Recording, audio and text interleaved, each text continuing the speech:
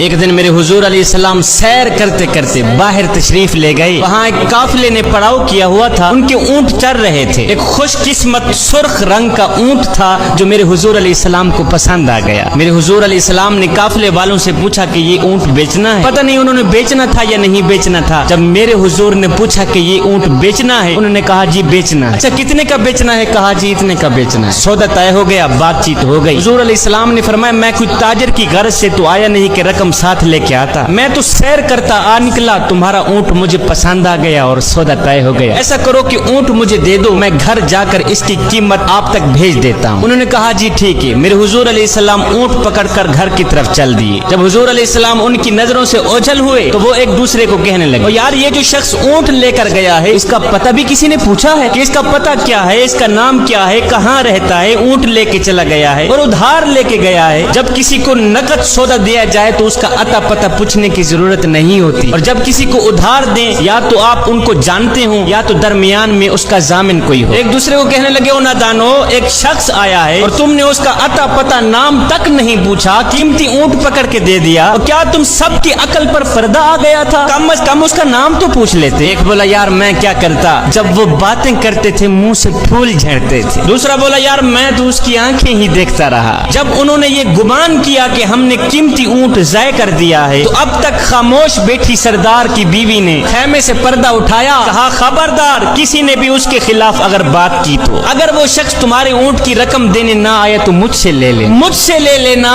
میں اس شخص کی ضامنہ ہوں. انہوں نے کہا اچھا تو اسے جانتی ہے؟ کہا نہیں میں بھی نہیں جانتی. کہا جب جانتی ہی نہیں پھر ضمانت کیسے دے دی؟ کہا جب تم سودا کر رہے تھے تو میں خیمے کے اندر سے دیکھ رہی تھی کہ جس کا چہرہ اتنا خوبصورت ہو وہ جھوٹ بولتا ہی نہیں, وہ دھوکہ دے ہی نہیں سکتا. ابھی تمہارے پیسے آنے والے ہیں. تھوڑی دیر گزری ہی تھی کہ میرے حضور علیہ السلام کے غلام آ گئے پیسے لے کے. کہنے لگے کون ہیں وہ لوگ جس سے ہمارے آقا نے اونٹ خریدا ہے؟ کہا جی ہم لوگ ہیں. صحابہ نے کہا یہ لو تمہارے اونٹ کی رقم, یہ لو تمہارے اونٹ کی قیمت.